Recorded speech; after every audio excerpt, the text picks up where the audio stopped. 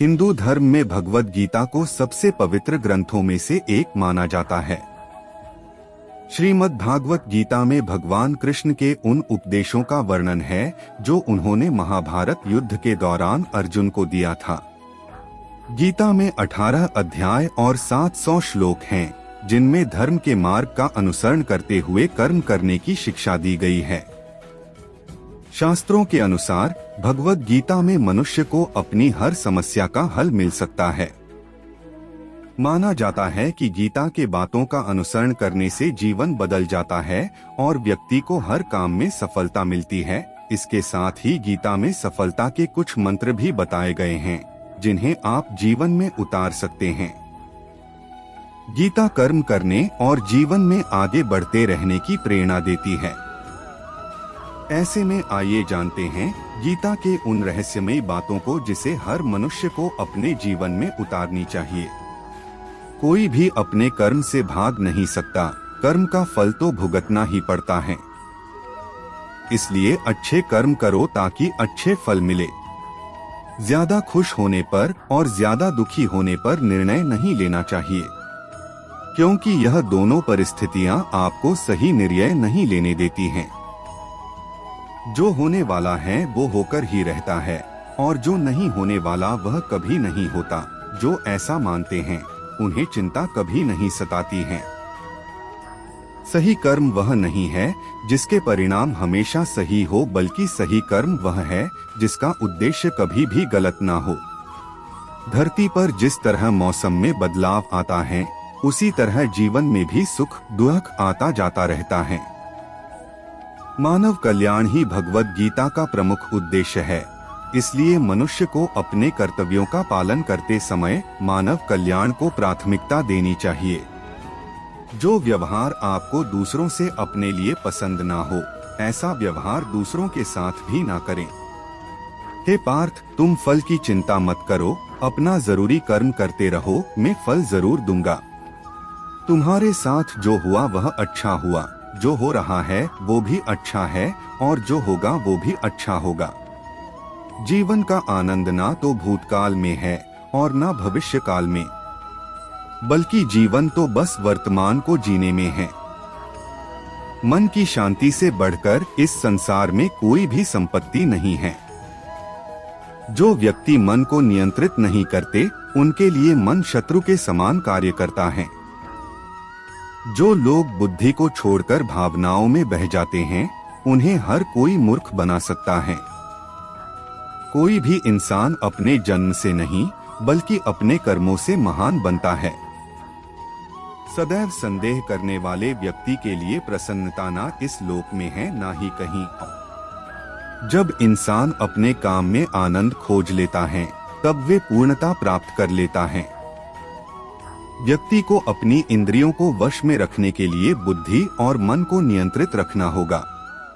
इंसान हमेशा अपने भाग्य को कोसता है, यह जानते हुए भी कि भाग्य से भी ऊंचा उसका कर्म है, जिसके स्वयं के हाथों में है। इस दुनिया में कोई भी पूरी तरह से सही नहीं है, इसलिए लोगों की अच्छाइयों को देखकर उनके साथ अच्छे रिश्ते बनाएं। जब हमारा मन कमजोर होता है, तब परिस्थितियां समस्या बन जाती हैं, और जब हमारा मन कठोर होता है, तब परिस्थितियां चुनौती बन जाती हैं। जब हमारा मन मजबूत होता है, तब परिस्थितियां अवसर बन जाती हैं। अगर आप अपनी गलतियों से कुछ सीखते हो, तो गलतियां सीढ़ियां बनती हैं, और अगर नहीं सीखते हैं, तो गलतियां सागर हैं। फैसला आपका है, चढ़ना है या डूबना है। जो जितना शांत होता है, वो उतनी ही गहराई से अपनी बुद्धि का प्रयोग कर सकता है। निंदा से घबराकर अपने लक्ष्य को न छोड़े, क्योंकि लक्ष्य मिलते ही निंदा करने वालों की राय बदल जाती है। सबसे समझदार इंसान वही है जो सफलता मिलने पर अहंकार में नहीं आता और असफलता में गम में नहीं डूब जाता है। नकारात्मक विचारों का आना तय है, लेकिन यह आप पर निर्भर करता है कि आप उन्हें महत्व देते हैं या फिर अपने सकारात्मक विचारों पर ही ध्यान लगाए रहते हैं। जो इंसान सभी इच्छाएं त्याग देता है, उसे शांति की प्राप्त होती है। प्रत्येक बुद्धिमान व्यक्ति को क्रोध और लोभ त्याग देना चाहिए, क्योंकि इससे आत्मा का पतन होता है। जो आपका है वो आपको मिलकर ही रहेगा, फिर चाहे उसे छीनने के लिए पूरी कायनात एक हो जाए। हमेशा याद रखना, बेहतरीन दिनों के लिए बुरे दिनों से लड़ना पड़ता है। प्रेरणा का सबसे बड़ा स्रोत आपके अपने विचार है, इसलिए बड़ा सोचे और खुद को जीतने के लिए हमेशा प्रेरित करें। अच्छे कर्म करने के बावजूद भी लोग केवल आपकी बुराइयां ही याद रखेंगे, इसलिए लोग क्या कहते हैं इस पर ध्यान मत दो, आप सिर्फ अपना कार्य करते रहो। नरक के 3 द्वार हैं, वासना, क्रोध और लालच। मैं उन्हें ज्ञान देता हूँ जो सदा मुझसे जुड़े रहते हैं और जो मुझसे प्रेम करते हैं। समय से पहले और भाग्य से अधिक किसी को कुछ भी नहीं मिलता। इंसान अपने विश्वास से बनता है, जैसा वो विश्वास करता है वैसा वो बन जाता है। लगातार कोशिश करने से अशांत मन को वश में किया जा सकता है। सिर्फ मन ही किसी का दोस्त और किसी का दुश्मन होता है। चुप रहने से बड़ा कोई जवाब नहीं और माफ कर देने से बड़ी कोई सजा नहीं। जो चीजें तुम्हारे दायरे से बाहर हो उसमें समय गंवाना मूर्खता है। जो दान कर्तव्य समझकर बिना किसी शक के किसी जरूरतमंद इंसान को दिया जाए वही सच्चा दान है। जीवन का दूसरा नाम संघर्ष है। जिस तरह आग सोने को परखती है, उसी तरह मुसीबत एक बहादुर इंसान को। अभिमान नहीं होना चाहिए कि मुझे किसी की जरूरत नहीं पड़ेगी, और यह वहम भी नहीं होना चाहिए कि सबको मेरी जरूरत पड़ेगी। जो मनुष्य फल की इच्छा का त्याग करके केवल कर्म पर ध्यान देता है, वह अवश्य ही जीवन में सफल होता है। मदद सबकी करो मगर आशा किसी से मत रखो, क्योंकि सेवा का सही मूल्य ईश्वर ही दे सकते हैं। जैसे समुद्र के पार जाने के लिए नाव ही एकमात्र जरिया है, वैसे ही स्वर्ग में जाने के लिए सत्य ही एक सीढ़ी है। सच्ची दोस्ती दुख को आधा और सुख को 2 गुना कर देती है। जितना हो सके खामोश रहना ही अच्छा है, क्योंकि सबसे ज्यादा गुनाह इंसान से उसकी जुबान ही करवाती है। परिवर्तन संसार का नियम है। समय के साथ संसार में हर चीज परिवर्तन के नियम का पालन करती है। जो बीत गया उस पर दुख क्यों करना, जो है उस पर अहंकार क्यों करना, और जो आने वाला है उसका मोह क्यों करना। जब जब धर्म की हानि और अधर्म की वृद्धि होती है, तब तब मैं अपने स्वरूप की रचना करता हूँ। धर्म क्षेत्र कुरुक्षेत्र की पावन धरा पर भगवान श्री कृष्ण ने अर्जुन को माध्यम बनाकर श्रीमद्भागवत गीता जी का निर्मल ज्ञान समस्त संसार को दिया था, जिसके बारे में आज की पीढ़ी को पता होना अति आवश्यक है, क्योंकि गीता उपदेश ऐसे प्रकाश की भांति हैं, जिनका उद्देश्य अज्ञानता का तमस मिटाना है। जब जब धर्म की हानि और अधर्म की वृद्धि होती है, तब तब मैं अपने स्वरूप की रचना करता हूँ। आत्मा को शस्त्र काट नहीं सकते और न अग्नि इसे जला सकती है, जल इसे गीला नहीं कर सकता और वायु इसे सुखा नहीं सकती। जन्म लेने वाले की मृत्यु निश्चित है और मरने वाले का जन्म निश्चित है, इसीलिए जो अटल है, अपरिहार्य है, उसके विषय में तुमको शोक नहीं करना चाहिए। नरक के 3 द्वार होते हैं, वासना, क्रोध और लालच। एक ज्ञानवान व्यक्ति कभी भी कामुक सुख में आनंद नहीं लेता। गंभीर तपस्या और ज्ञान मार्ग से ध्यान श्रेष्ठ है। सर्वोच्च वास्तविकता उन लोगों की चेतना में प्रकट होती है जिन्होंने खुद को जीत लिया है, जो अपने कर्म के फल के प्रति आसक्ति को नहीं छोड़ सकते, वे मार्ग से कोसों दूर हैं। कोई भी इंसान जन्म से नहीं बल्कि अपने कर्मों से महान बनता है। अपना काम हमेशा दूसरों के कल्याण को ध्यान में रखकर करें। फल की अभिलाषा छोड़कर कर्म करने वाला पुरुष ही अपने जीवन को सफल बनाता है। जो हुआ वह अच्छा हुआ, जो हो रहा है वह अच्छा हो रहा है, जो होगा वो भी अच्छा ही होगा। मेरा तेरा, छोटा बड़ा, अपना पराया मन से मिटा दो, फिर सब तुम्हारा है और तुम सबके हो। मन की गतिविधियों, होश, श्वास और भावनाओं के माध्यम से भगवान की शक्ति सदा तुम्हारे साथ है। धरती पर जिस प्रकार मौसम में बदलाव आता है, उसी प्रकार जीवन में भी सुख आता जाता रहता है। लोग आपके अपमान के बारे में हमेशा बात करेंगे। सम्मानित व्यक्ति के लिए अपमान मृत्यु से भी बदतर है। मैं भूतकाल, वर्तमान और भविष्य काल के सभी जीवों को जानता हूँ, लेकिन वास्तविकता में मुझे कोई नहीं जानता है।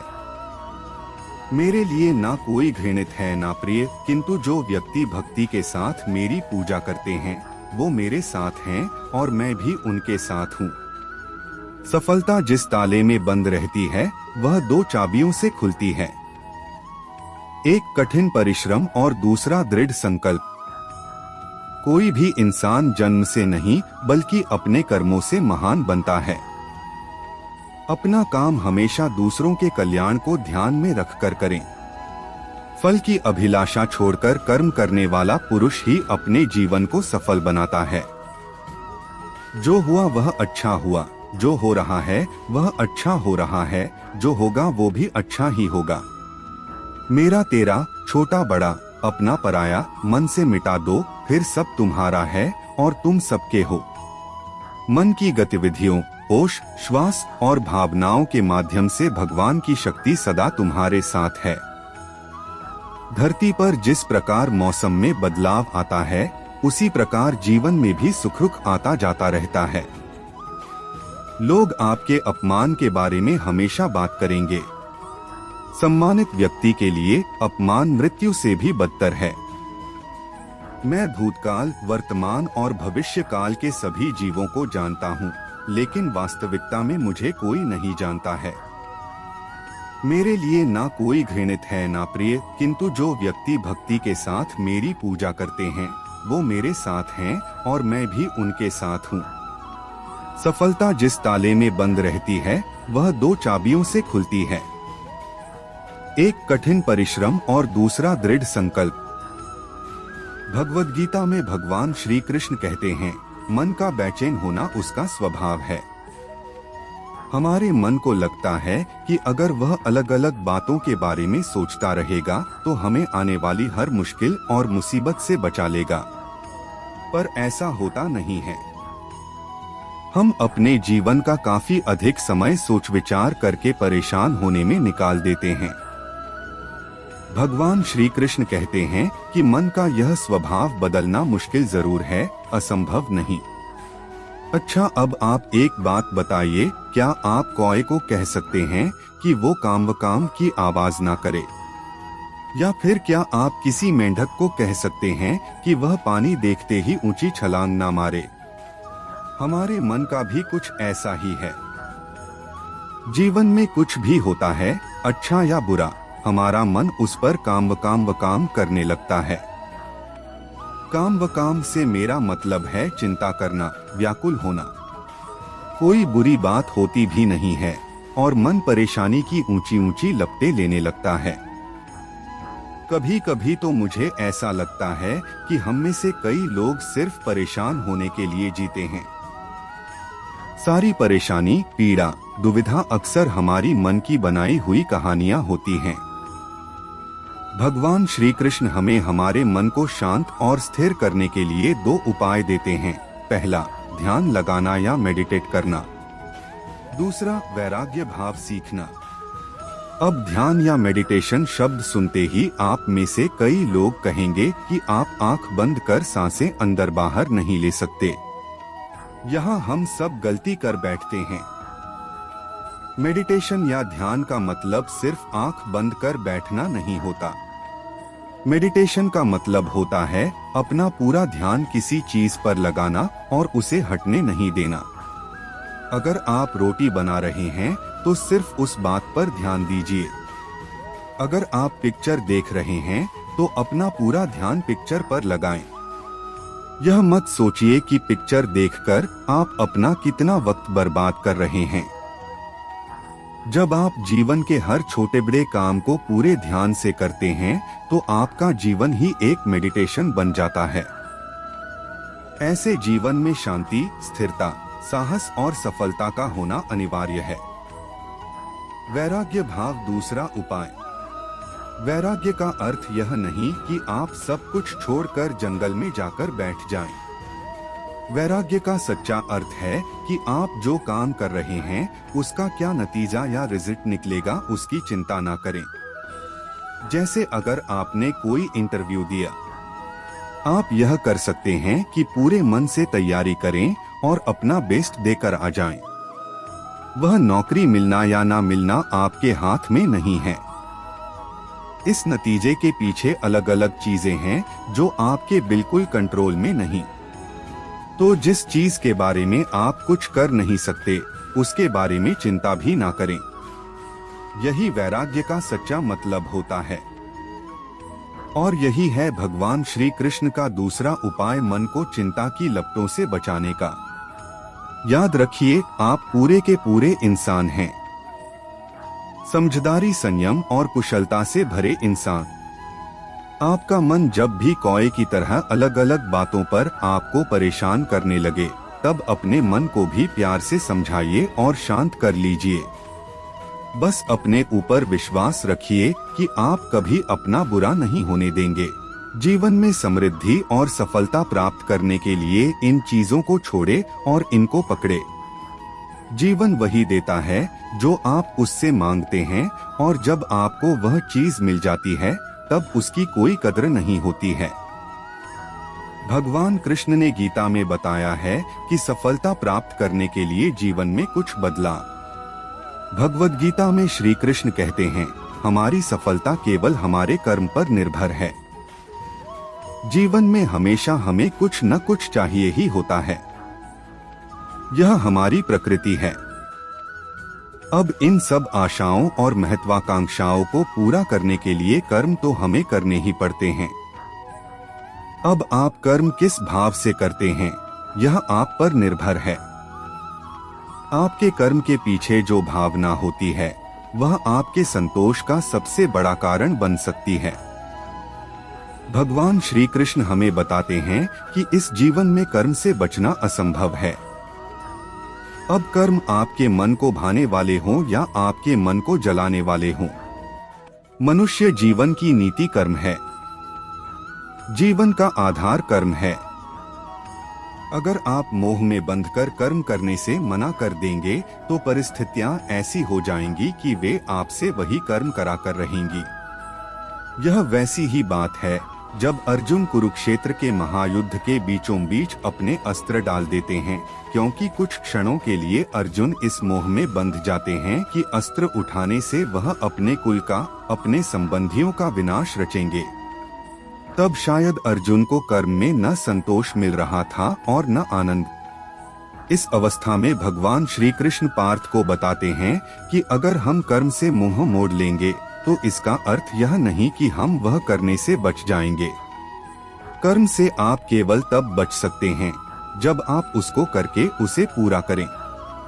अब यह आप पर है कि आप अपने कर्म को धर्म समझकर करें या बोझ समझकर। आपके कर्म को आप कौन सी भावना से करते हैं, वह पूर्ण रूप से आप पर है। लेकिन करना तो पड़ेगा, इस तरह या उस तरह। देखिए, बोझ समझकर करेंगे तो जीवन भारी और कठोर लगेगा। धर्म समझकर करेंगे, सेवा भाव से कर्म करेंगे तो ऐसा लगेगा कि आपके हाथों भला हो रहा है। यह ऐसी ही बात है कि आप जो सेब या अनार या संतरा खाते हैं, वह इसलिए खा पाते हैं क्योंकि दूर किसी माली ने अपना कर्म किया था। जैसे उसके कर्म का फल आप खा रहे हैं, वैसे ही आपके कर्म से किसी और को कोई सहायता मिल जाएगी। यह क्या होगा, कैसे होगा, यह जानना असंभव है। पर साधारण से साधारण मनुष्य भी अगर अपने मन में यह विश्वास बना ले कि उसके कर्म से किसी का भला हो रहा है, तब उस कर्म में धर्म और सेवा दोनों ही मिल जाते हैं। हम सब इस बात को किसी न किसी रूप में मानते ही हैं और करते भी हैं। जैसे जब हम ऐसी नौकरी करें जो हमें उतनी पसंद नहीं होती, लेकिन उस नौकरी से हमारा घर चल रहा हो या हमारा परिवार खुश रह रहा हो, तो हम हमारा मोह छोड़ देते हैं। इसी कर्म में धर्म का भाव मिलता है। भगवान श्री कृष्ण हमें समझाते हैं कि हम समाज में रहते हैं तो उसके प्रति हमारे कुछ उत्तरदायित्व और कुछ कर्तव्य होते हैं। जैसे अच्छा नागरिक होना, अपने माता पिता का ख्याल रखना, अपने बच्चों की अच्छी परवरिश करना, ये कर्म भी हैं और हमारा धर्म भी है।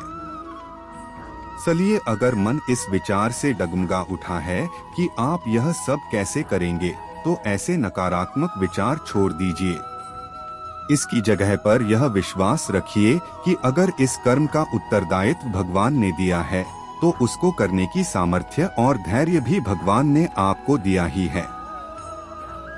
मन में रखें यह विश्वास, ईश्वर की इच्छा से पूरे होंगे आपके सभी कार्य। भगवद गीता में भगवान श्री कृष्ण हमें समझाते हैं कि हमारा मोल किसी बाहरी वस्तु, कारण या स्थिति से नहीं आता है। हम जैसे हैं वैसे ही भगवान के लिए अमूल्य हैं। इसलिए हमें भी अपना मोल किसी बाहरी वस्तु, स्थिति या इंसान के आधार पर नहीं करना चाहिए। सोचिए, कितनी बार हम अपना पूरा मन लगा लेते हैं किसी नौकरी पर, प्रमोशन पर या किसी रिश्ते पर। हमारी इच्छा इतनी प्रबल हो जाती है कि हमें लगने लगता है जब हमें वह चीज मिल जाएगी तभी हम सफल होंगे। इस प्रकार हम में और हमारी इच्छा या हमारे लक्ष्य में कोई अंतर नहीं रहता है। भगवान श्री कृष्ण हमें समझाते हैं कि यह गलत है, क्योंकि मनुष्य के मन में अनेक इच्छाओं और लक्ष्यों का आना अनिवार्य है। लेकिन ऐसा कोई मनुष्य नहीं जिसकी सारी इच्छाएं पूरी हों। याद करिए, भगवान श्री कृष्ण भी मनुष्य जीवन में अपनी सारी इच्छाओं को पूरा नहीं कर पाए थे। उन्हें भी गोकुल और यशोदा मैया को छोड़कर मथुरा जाना पड़ा था। इस सहज कार्य में अगर वह अपनी इच्छा और अपने अस्तित्व में अंतर नहीं करते तो वह जीवन के महत्वपूर्ण निर्णय नहीं ले पाते। यही बात हम मनुष्यों पर भी उतनी ही लागू होती है। अगर इच्छा पूरी नहीं हुई या लक्ष्य हाथ न लगे तो इसका मतलब यह नहीं कि हम असफल हैं या हम में सामर्थ्य नहीं। इसका केवल यह अर्थ है कि इस समय शायद जो हम चाहते हैं वह हमारे लिए उचित नहीं। जब हम किसी भी बाहरी वस्तु के लिए अपना मन छोटा करते हैं, उसके न मिलने पर दुखी होते हैं, तो समझना चाहिए कि ऐसा करके हम एक तरह से भगवान का अपमान करते हैं, क्योंकि हम यह मानते हैं कि उस वस्तु या उपलब्धि के मिलने से हमारा मोल होता है।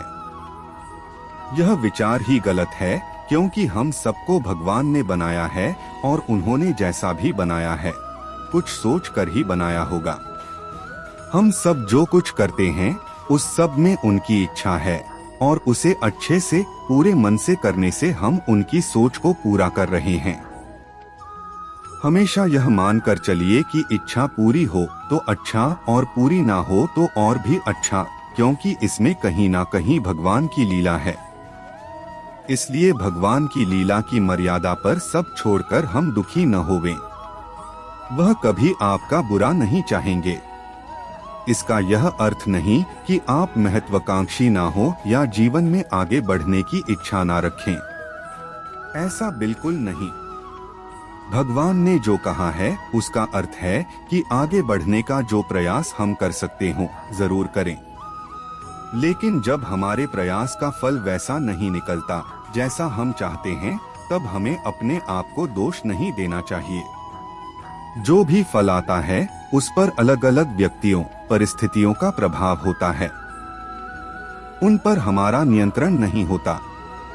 अगर रिश्तों की बात करें तो हम जिसे प्यार करें जरूरी नहीं कि उसके मन में हमारे लिए वही भावना हो। आप इस बात में क्या कर सकते हैं? इसलिए आप वह कीजिए जो आपके मन को सही लगे और आगे के लिए यह अडिग विश्वास रखिए कि जो कुछ भी होगा अच्छे के लिए ही होगा। दूसरा कोई रास्ता नहीं जब आपके साथ भगवान स्वयं हैं। मन भटकाव का ही दूसरा नाम है, इसलिए मन को भटकने से रोकने को जरूरत नहीं है। हमें यह जानने की जरूरत है कि मन होता क्या है। अगर हमने जान लिया कि मन क्या है तो यह स्वतः शांत हो जाता है। इसके लिए विचारों को रोकने की जरूरत होती है, और विचारों को रोकने के लिए उसे दूर से देखने की कोशिश करें कि ये मैं हूँ और यह विचार है जो मेरे मन में चल रहा है। अर्थात मैं विचारों से अलग उसे देखने वाला हूँ। तो समझ आ जाता है कि मैं विचार नहीं हूँ। फिर मन शांत हो जाता है, एक साक्षी भाव पैदा हो जाता है। जहाँ साक्षी भाव पैदा हुआ वहाँ फिर ना मन होगा ना ही विचार। विचार और मन एक ही सिक्के के दो पहलू हैं, दोनों साथ ही होंगे हमेशा। मन को भटकाव से रोकने के लिए इसे खत्म ना करें, क्योंकि दुनियादारी निभाने के लिए मन का होना आवश्यक है। हाँ, इसे हम सही दिशा जरूर दे सकते हैं। इसके लिए ध्यान करें, यह सबसे बेहतर तरीका है मन के भटकावों को रोकने का। या मन को कोई लक्ष्य दें कि इतने समय तक यह काम होना चाहिए, उससे मन उस काम में लग जाता है। जीवन में समझौता करना सीखें, हमेशा मन के अनुसार ना चले। जैसे मन करे कि आज पनीर पकोड़ा खाना है तो आप कोई दूसरी बात सोच लें कि आजकल पनीर अच्छा नहीं मिलता। इस प्रकार अपनी आदतों को भी नियंत्रित किया जा सकता है। मन धीरे धीरे किसी चीज को समझता है, उसे प्यार से समझाएं, उससे लड़े नहीं। योग, व्यायाम, कसरत से भी मन शांत होता है। अपने किसी विशेष शौक को पूरा करने में मन को लगा दें, क्योंकि मन खाली नहीं रह सकता, इसलिए इसे सार्थक कार्यों में लगा दें। सुबह का ध्यान मन को नियंत्रित करने का सबसे उत्तम तरीका है। कहते हैं खाली काम शैतान का घर होता है, आत्मा इसे खाली ना रहने दें। कुछ अच्छा करें, लिखें, पढ़े, सुने, देखे, इससे धीरे धीरे मन की समझ बढ़ती है। इसमें सबसे बड़ी शक्ति जो हमारे मन को नियंत्रित करती है वो है हमारी संकल्प शक्ति। अपने मन को संकल्प पूर्वक किसी काम में लगाओ, जिससे उसे आदत हो जाए धीरे धीरे उस काम को करने की।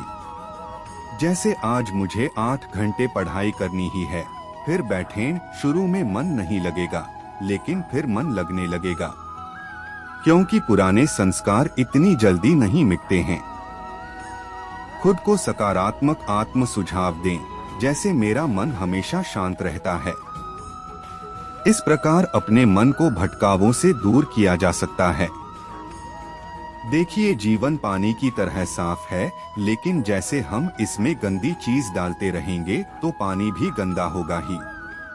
मन भी भगवान पानी की तरफ साफ सुथरा करके भेजता है, लेकिन जैसे ही हम दुनिया में आते हैं तो गंदगी से सामना करना ही पड़ता है।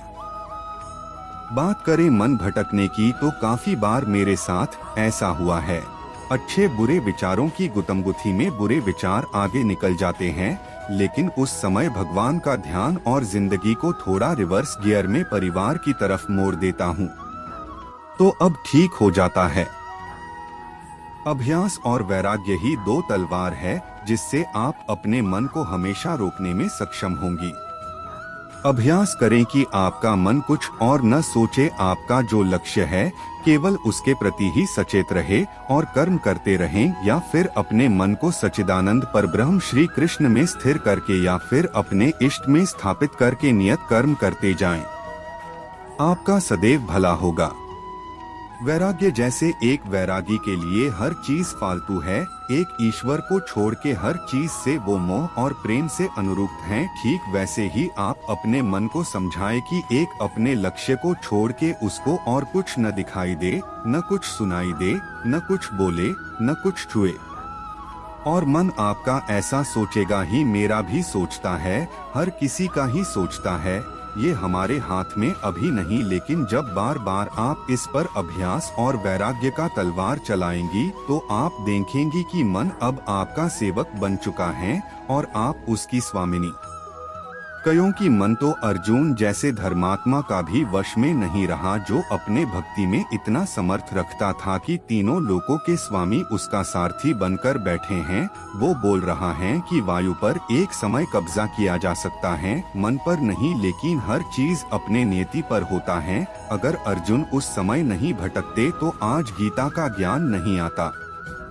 यही बात समझ के बस नीति को समझ के कृष्ण में स्थापित करें, क्योंकि जब अर्जुन जैसे धर्मात्मा का मन काबू में नहीं हो पाया तो हम तो लेश मात्र हैं। हाँ, लेकिन अर्जुन की भक्ति कृष्ण में अटल थी।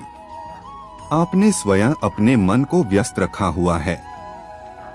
आपका मन कोई मशीन नहीं है कि जब चाहे ऑन ऑफ कर दिया जाए। आपके जीवन के लक्ष्य, आपकी इच्छाएं, आपकी जिम्मेदारियों में उलझे आपके मन में सदैव इन्हीं से संबंधित विचार रहते हैं। अब आप चाहते हैं कि कुछ देर बैठकर मन को शांति दी जाए। ये वास्तव में बड़ी अच्छी बात है, किंतु समस्या यह है कि आपके मन से कुछ देर के लिए ये चीजें निकालना बहुत मुश्किल है। यदि मुश्किल ना होता तो ना जाने कितने लोग इस मन को शांति देने के लिए अपना घर बार छोड़कर न निकल पड़ते। हम जब भी कुछ इच्छा अपने मन में व्यक्त करते हैं अथवा अपना कोई भौतिक लक्ष्य निर्धारित करते हैं, हमारा मन उसे पूरा करने के उपाय खोजने लगता है। उम्र के साथ साथ हमारी इच्छाएं बदलती रहती हैं, किंतु कम नहीं होती। इसीलिए हमारा मन भी इन्हीं इच्छाओं की पूर्ति हेतु दौड़ता रहता है। मन को शांत रखने का उपाय है अपनी इच्छाओं से मुक्ति। अब सांसारिक मनुष्य के लिए अपनी इच्छाओं से मुक्त हो पाना लगभग असंभव है, किंतु इतना प्रयास अवश्य किया जा सकता है कि अपने मन को इन इच्छाओं का गुलाम ना बनाया जाए। आप आरंभ कर सकते हैं यह सोचकर कि हमें ईश्वर ने क्या कुछ दिया है। अपनी किसी प्रिय वस्तु अथवा व्यक्ति के बारे में सोचिए और सोचिए कि अगर वह आपके पास ना होती तो कैसा होता। जो ईश्वर ने दिया है उसके प्रति आभार प्रकट कीजिए। इससे मन को जरूर शांति मिलेगी और आपको ध्यान लगाने में सहजता महसूस होगी। ईश्वर आपका भला करें।